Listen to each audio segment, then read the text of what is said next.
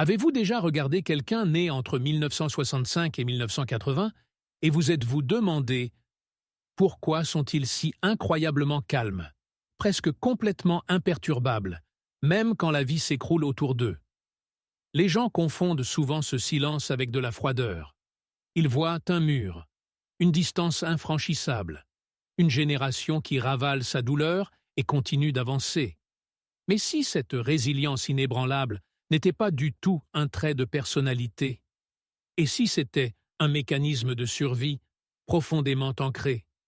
Pour comprendre la force tranquille de cette génération, il faut regarder au-delà des adultes stoïques qu'ils sont aujourd'hui. Il faut se souvenir des maisons vides où ils rentraient enfants, des clés lourdes reposant sur leur poitrine et des après-midi silencieux qui leur ont appris, bien avant qu'ils ne soient prêts, que la seule personne sur laquelle ils pouvaient vraiment compter, c'était eux-mêmes. La société se hâte souvent de les étiqueter. Nous les qualifions de cyniques, d'inaccessibles ou d'entêtés. Quand ils ne réagissent pas aux crises par des débordements d'émotions, nous confondons parfois leur sang-froid avec de l'insensibilité. Mais cette étiquette est profondément injuste. Cette distance émotionnelle que vous pourriez ressentir de leur part n'est pas un défaut de personnalité inné. C'est une armure soigneusement forgée. Dans la grande chronologie de l'histoire, ils sont les enfants du milieu oublié. Ils se sont retrouvés coincés entre deux époques incroyablement bruyantes. D'un côté, ils avaient des parents animés par d'énormes idéaux de survie et le lourd fardeau de reconstruire une économie d'après-guerre. De l'autre côté, ils ont vu arriver la génération suivante, une génération activement encouragée à exprimer ses sentiments et à célébrer son individualité. Coincés dans cet espace silencieux entre les deux, ils ont absorbé une leçon très différente. Tenez bon, gérez vos problèmes seuls et ne faites jamais d'histoire. Leur silence n'est pas de l'apathie. C'est une forme profonde d'autoconservation. Ainsi, avant de juger leur nature tranquille à travers notre lentille moderne et hyper-expressive, nous devons faire une pause. Nous devons mettre de côté nos attentes et regarder profondément dans les vides silencieux qui ont réellement façonné qui ils sont. Explorons le monde qui a construit cette forteresse invisible. Revenons au monde qui les a élevés. C'était une époque définie non pas par le bruit numérique que nous connaissons aujourd'hui, mais par une transition économique dure et généralisée. Dans les années suivant de profonds changements sociétaux et des redressements d'après-guerre, la survie n'était pas un concept abstrait. C'était la routine quotidienne, impitoyable. Les parents devaient souvent se jeter dans un cycle de travail épuisant, juste pour avoir un toit au-dessus de leur tête et de la nourriture sur la table.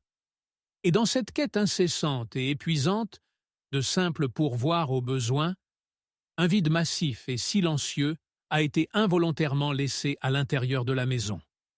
Il n'y avait tout simplement plus de temps ni d'énergie pour la compagnie émotionnelle ou la surveillance constante. Cette immense lutte a donné naissance à toute une génération de ce que nous appelons les enfants à clé. C'étaient des enfants qui portaient leurs clés de maison autour du cou, sur une ficelle, presque comme un lourd et discret insigne d'indépendance. Ils ont grandi dans les dernières années, déclinantes, de l'ère analogique, entièrement sans la connectivité constante des téléphones portables ou d'Internet. Leur espace psychologique était vaste, profondément non supervisé et intimement solitaire. Imaginez ces longs après-midi interminables. C'étaient les enfants qui erraient dans les quartiers, inventant leurs propres règles et gérant leurs propres conflits, ne rentrant chez eux que lorsque les lampadaires s'allumaient au crépuscule. Quand ils tombaient et s'écorchaient les genoux, il y avait rarement un adulte paniqué se précipitant avec un mot réconfortant. Ils ont appris à nettoyer la saleté de leurs propres plaies et à appliquer leurs propres pansements dans un silence total. Ils ont appris à cuisiner des repas simples et solitaires, dans des cuisines qui résonnèrent de vide. Cette maison vide était leur professeur le plus strict et le plus constant. Elle n'offrait pas d'étreintes chaleureuses ni de berceuses apaisantes. Au lieu de cela, Elle offrait une leçon profonde et inoubliable d'autonomie absolue. Alors que le monde autour d'eux basculait rapidement dans une ère numérique chaotique et hyper connectée, leur fondation interne était déjà gravée dans la roche. La maison vide leur avait déjà enseigné la vérité ultime de leur jeunesse.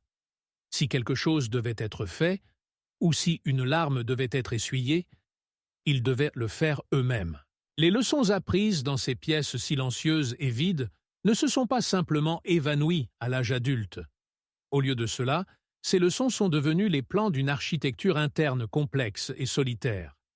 Quand un enfant apprend très tôt que personne ne se précipite à son secours, il n'apprend pas seulement à survivre l'après-midi. Il recable tout son système d'exploitation psychologique. Cela nous amène au premier, et le plus déterminant, pilier de leur nature tranquille. L'hyper-indépendance. Pour la plupart des gens, l'indépendance est une compétence de vie saine et souhaitable. Mais pour la génération née entre 1965 et 1980, c'est quelque chose de bien plus lourd. C'est une réponse traumatique, déguisée en capacité. Lorsque dépendre des adultes était rarement une option fiable pendant leurs années formatrices, prendre soin d'eux-mêmes a cessé d'être un choix. C'est devenu une croyance fondamentale, inébranlable, qui leur murmure chaque jour « Je suis la seule personne au monde sur laquelle je peux vraiment compter ». Leur extrême autonomie n'est pas un acte de fierté. C'est un bouclier incroyablement lourd et invisible. Demander de l'aide ou abaisser ce bouclier signifie risquer une vulnérabilité qu'ils n'ont jamais appris à gérer en toute sécurité. Ce besoin intense et subconscient de protection de soi se répercute directement sur la façon dont ils se connectent aux autres, menant à ce que les psychologues appellent un style d'attachement évitant. Avez-vous déjà remarqué à quel point il leur est presque impossible d'admettre qu'ils sont en difficulté? Ou comment ils semblent subtilement se retirer ou changer de sujet lorsque les conversations deviennent émotionnellement brutes? Ils ne vous repoussent pas parce qu'ils ne s'en soucient pas. Ils le font parce que, au fond d'eux, la perspective d'avoir vraiment besoin de quelqu'un d'autre leur semble entièrement insécurisante. Compter sur une autre personne, exposer leurs blessures les plus profondes et faire confiance à quelqu'un d'autre pour les guérir, menace de déclencher les échos les plus douloureux de leur passé. La peur enfouie d'être négligés ou laissés seuls pour y faire face, tout comme ils l'ont fait enfant. Maintenir une distance émotionnelle polie mais ferme est la façon dont ils garantissent qu'ils n'auront plus jamais à ressentir cette piqûre spécifique d'abandon. À cette distance s'ajoute leur vision du monde unique, forgée en observant le monde qui les entoure. Nous pouvons appeler cela un cynisme pragmatique. Ils n'ont pas seulement grandi seuls, ils ont grandi en voyant leurs parents être entièrement consumés par la mécanique épuisante de la survie économique et des changements sociétaux rapides. Ils ont été témoins de l'épuisement et des dures réalités de gagner sa vie. C'est pourquoi ils ont appris très tôt à se débarrasser des contes de fées. Ils naviguent dans la vie avec un réalisme ancré, presque brutal. En abaissant volontairement leurs attentes vis-à-vis de la société et surtout des autres, ils construisent un mur protecteur contre la déception. C'est un mécanisme de défense émotionnelle hautement calculé. Si vous n'attendez rien de personne, vous ne pouvez jamais être déçu. Toutes ces défenses profondément ancrées culminent dans leur trait psychologique le plus remarquable et peut-être le plus déchirant: leur capacité de confinement émotionnel. Cette génération possède une capacité à ravaler sa douleur si absolue qu'elle est presque terrifiante à observer. Alors que les jeunes générations sont constamment encouragées à verbaliser leur traumatisme, à exprimer chaque anxiété, cette génération a été programmée pour tout enfouir. Ils prennent le stress, le chagrin silencieux, les peurs financières, et ils les enferment dans un coffre-fort interne hermétiquement scellé. À l'extérieur, la surface de l'eau reste complètement, étrangement calme, projetant une aura de contrôle total. Mais sous cet extérieur calme, la pression est immense et ne cesse de croître. Ils se promènent emportant des océans de fardeaux inexprimés, maintenant silencieusement le poids de leur monde entier, sans jamais faire un bruit. Il y a une malédiction tranquille et tragique à être incroyablement fort. Et c'est simplement ceci. Personne ne s'arrête jamais pour demander si vous souffrez. Parce que cette génération a passé toute sa vie à perfectionner l'art de l'hyper-indépendance, parce qu'ils ne se plaignent presque jamais, le monde autour d'eux a fait une dangereuse supposition. Le monde suppose simplement qu'ils peuvent tout gérer. Et ainsi, la société continue négligemment d'accumuler de plus en plus de poids sur leurs épaules. Cela nous mène à un paradoxe profond et déchirant. Ces mêmes enfants qui ont été forcés de se débrouiller seuls dans des maisons vides sont maintenant piégés dans la réalité épuisante de la génération sandwich. Ils sont devenus les piliers absolus et inflexibles soutenant deux mondes entièrement différents à la fois. D'un côté, ils s'occupent de leurs parents vieillissants, ces mêmes parents dont l'épuisement a façonné leurs enfances solitaires. De l'autre côté, ils fournissent un soutien financier et émotionnel incessant à leurs propres enfants, essayant désespérément de leur donner l'éducation attentive qu'ils n'ont jamais eue eux-mêmes. Le coût émotionnel de porter ce double fardeau dans un silence total est stupéfiant. Il se manifeste par un épuisement profond et invisible, un épuisement professionnel caché qu'ils dissimulent derrière des portes closes. Ils sont les ponts humains reliant deux siècles. Ils sont le ciment qui empêche activement toute la structure familiale de s'effondrer. Pourtant, alors qu'ils déversent sans relâche toute leur énergie à sauver tous les autres, ils ne s'accordent presque jamais la grâce de s'arrêter, de respirer et de poser une simple question désespérée. Qui va prendre soin de moi? Vous vous demandez peut-être quelque chose en ce moment. S'ils portent tant de poids invisibles, pourquoi ne le déposent-ils pas simplement? Pourquoi ne choisissent-ils pas d'exploser d'émotions et d'exiger des limites comme la génération Z?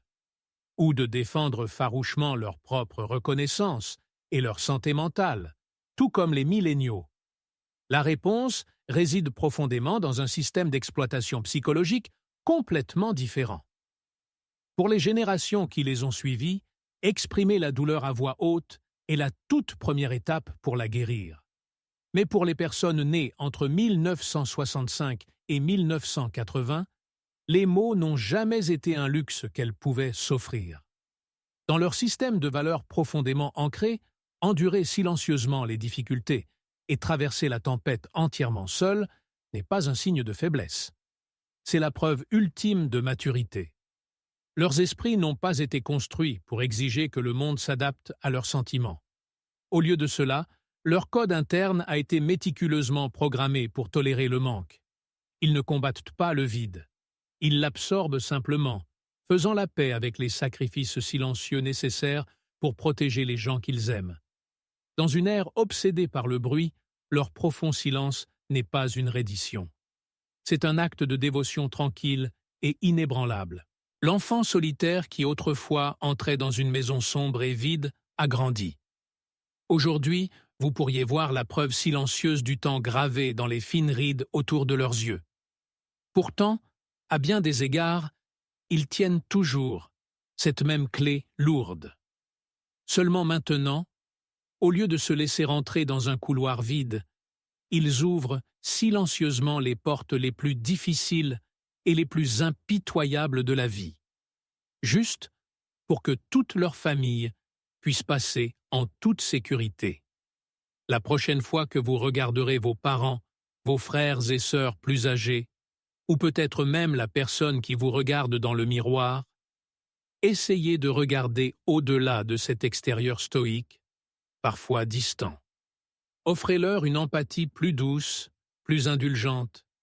S'il y a quelqu'un dans votre vie qui porte constamment le poids du monde dans un silence total, rappelez-vous ceci. Ils n'ont probablement pas besoin d'un autre conseil. Ce dont ils pourraient vraiment avoir besoin après une vie passée à tout maintenir, c'est simplement une étreinte chaleureuse, et que quelqu'un les regarde dans les yeux et leur dise « Vous avez fait un travail magnifiquement bien. Qui est le pilier tranquille dans votre vie ?» S'il vous plaît, partagez leur histoire avec nous dans les commentaires ci-dessous.